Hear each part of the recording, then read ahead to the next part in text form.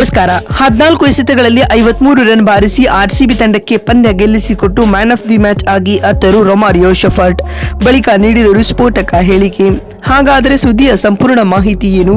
ಅಷ್ಟಕ್ಕೂ ಚೆನ್ನೈ ವಿರುದ್ಧ ಆರ್ಸಿಬಿ ಗೆದ್ದ ಬಳಿಕ ರೊಮಾರಿಯೋ ಶೆಫರ್ಡ್ ಹೇಳಿದ್ದೇನು ಗೊತ್ತಾ? ಹೀಗೆ ಇದರೆಲ್ಲದರ ಬಗ್ಗೆ ಈ ವಿಡಿಯೋದಲ್ಲಿ ಕಂಪ್ಲೀಟ್ ಆಗಿ ತಿಳಿಸ್ಕೊಡ್ತಾ ಹೋಗ್ತೀನಿ. ಆದ್ದರಿಂದ ದಯವಿಟ್ಟು ಈ ವಿಡಿಯೋವನ್ನ ಕೊನೆವರೆಗೂ ನೋಡಿ. ಆದರೆ ಅದಕ್ಕಿಂತಲೂ ಮುನ್ನ ನೀವು ಕೂಡ ಆರ್ಸಿಬಿ ತಂಡದ ಅಭಿಮಾನಿಗಳಾಗಿ ಈ ವಿಡಿಯೋವನ್ನ ನೋಡುತ್ತಿದ್ದರೆ ತಪ್ಪದೆ ಈ ಕೂಡಲೇ ಈ ವಿಡಿಯೋಗೊಂದು ಲೈಕ್ ಮಾಡಿ ಮತ್ತು ನಮ್ಮ ಚಾನೆಲ್ಗೊಂದು ಸಬ್ಸ್ಕ್ರೈಬ್ ಮಾಡಿ. ಹೌದು, ರಾಯಲ್ ಚಾಲೆಂಜರ್ಸ್ ಬೆಂಗಳೂರು ಹಾಗೂ ಚೆನ್ನೈ ಸೂಪರ್ ಕಿಂಗ್ಸ್ ನಡುವಿನ ಪಂದ್ಯದಲ್ಲಿ ಆರ್ಸಿಬಿಯ ಸ್ಫೋಟಕ ಬ್ಯಾಟ್ಸ್ಮನ್ ರೊಮಾರಿಯೋ ಶೆಫರ್ಡ್ ಕೇವಲ 14 ಎಸೆತಗಳಲ್ಲಿ ವೇಗದ ಅರ್ಧ ಶತಕ ದಾಖಲಿಸಿದರು. ಈ ಮೂಲಕ ಈ ಸೀಸನ್ನ ಅತಿ ವೇಗದ ಆಫ್ ಸೆಂಚುರಿ ಬಾರಿಸಿದ ವಿಶ್ವ ದಾಖಲೆಯನ್ನ ರೊಮಾರಿಯೋ ಶೆಫರ್ಡ್ ನಿರ್ಮಿಸಿದರು. 18ನೇ ಓವರ್ನಲ್ಲಿ ಬ್ಯಾಟಿಂಗ್ಗೆ ಬಂದ ಶೆಫರ್ಡ್ ರವರು ಖಲೀಲ್ ಅಹ್ಮದ್ ರವರ ಎಸೆದ 19ನೇ ಓವರ್ನಲ್ಲಿ ಬೌಂಡರಿ ಸಿಕ್ಸರ್ಗಳ ಮಳೆಗರೆದರು. ತಂಡವನ್ನ 200 ರನ್ಗಳ ಗಡಿ ಕೂಡ ದಾಟಿಸಿದರು. ವಾಸ್ತವವಾಗಿ 18ನೇ ಓವರ್ ಅಂತ್ಯಕ್ಕೆ ಆರ್ಸಿಬಿ ತಂಡದ ಸ್ಕೋರ್ 159 ರನ್ ಆಗಿತ್ತು. ಆದರೆ ಮುಂದಿನ 2 ಓವರ್ಗಳಲ್ಲಿ ಈ ವಿಂಡೀಸ್ ಬ್ಯಾಟ್ಸ್ಮನ್ ಪಂದ್ಯದ ಇಡೀ ಚಿತ್ರಣವನ್ನೇ ಬದಲಿಸಿದರು.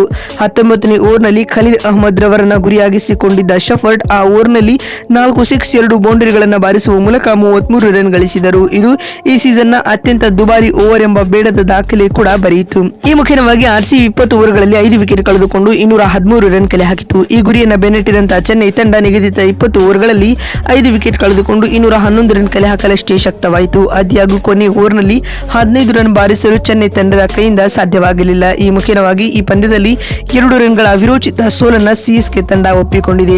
ತಂಡದ ಪರ ಯುವ ಆಟಗಾರ ಆಯುಷ್ ಮಾತ್ರೆ 48 ಎಸೆತಗಳಿಂದ 94 ರನ್ ಹಾಗೂ ರವೀಂದ್ರ ಜಡೇಜಾ 45 ಎಸೆತಗಳಿಂದ ಅಜೇಯ 77 ರನ್ ಬಾರಿಸಿದರು. ಇತ್ತ ಆರ್ಸಿಬಿ ತಂಡದ ಪರ ಲುಂಗಿ ಎಂಗಿಡಿ 3 ವಿಕೆಟ್ ಉರುಳಿಸಿದರು. ಮತ್ತು ಇಂದಿನ ಪಂದ್ಯದಲ್ಲಿ 14 ಎಸೆತಗಳಲ್ಲಿ ಅಜೇಯ 53 ರನ್ ಬಾರಿಸಿದ ರೊಮಾರಿಯೋ ಶೆಫರ್ಡ್ ಪಂದ್ಯದ player of the match award ಪಡೆದುಕೊಂಡಿದ್ದಾರೆ. ಮತ್ತು ಪಂದ್ಯ ಮುಕ್ತಾಯದ ಬಳಿಕ ಮಾತನಾಡಿದ ಅವರು ಭಾವುಕರಾಗಿ ಈ ರೀತಿಯಾಗಿ ಹೇಳಿದ್ದಾರೆ. ವೈಯಕ್ತಿಕವಾಗಿ ಇಂದಿನ ಪಂದ್ಯದಲ್ಲಿನ ನನ್ನ ಆಟವನ್ನು ನಾನು ಖಂಡಿತವಾಗಿಯೂ ಎಂಜಾಯ್ ಮಾಡಿದ್ದೇನೆ.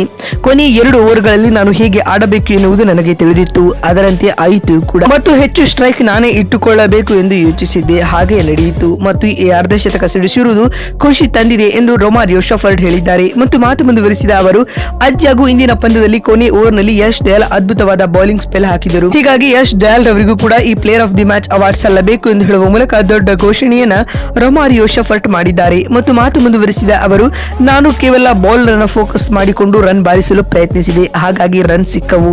ಮತ್ತು ಮುಂಬರುವ ಪಂದ್ಯಗಳಲ್ಲಿಯೂ ಇದೇ ರೀತಿಯಾದ ಆಟವನ್ನ ಮುಂದುವರಿಸಲು ಎದುರು ನೋಡುತ್ತಿದ್ದೇನೆ ಎಂದು ರೊಮಾರಿಯೋ ಶೆಫರ್ಡ್ ಹೇಳಿದ್ದಾರೆ. ನೋಡಿದಲ್ಲ, ಚೆನ್ನೈ ವಿರುದ್ಧ ಆರ್ಸಿಬಿ ಗೆದ್ದ ಬಳಿಕ ರೊಮಾರಿಯೋ ಶೆಫರ್ಡ್ ಹೇಳಿದ್ದೇನು ಅಂತ ತಿಳಿಸಿಕೊಡುವ ನಮ್ಮ ಈ ಪ್ರಯತ್ನ ನಿಮಗೆ ಇಷ್ಟವಾಗಿದ್ದಲ್ಲಿ ತಪ್ಪದೆ ಈ ಕೂಡಲೇ ಈ ವಿಡಿಯೋಗೊಂದು ಲೈಕ್ ಮಾಡಿ. ಅದೇ ರೀತಿ ರೊಮಾರಿಯೋ ಶೆಫರ್ಡ್ ಅವರ ಸಿಡಿಲ ಬರದ ಇನ್ನಿಂಗ್ಸ್ ಕುರಿತು ನಿಮಗಿರುವ ಅನಿಸಿಕೆ ಹಾಗೂ ಅಭಿಪ್ರಾಯಗಳನ್ನ ಕಾಮೆಂಟ್ ಮಾಡುವ ಮೂಲಕ ತಪ್ಪದೆ ತಿಳಿಸಿ. ಯಾಕಂದ್ರೆ ನಿಮ್ಮ ಒಂದೊಂದು ಕಾಮೆಂಟ್ ಒಂದೊಂದು ಲೈಕ್ ಕೂಡ ಬಹಳ ಮುಖ್ಯ. ಮತ್ತೊಂದು ವಿಡಿಯೋದಲ್ಲಿ ಸಿಗ್ತೀನಿ. ನಮಸ್ಕಾರ.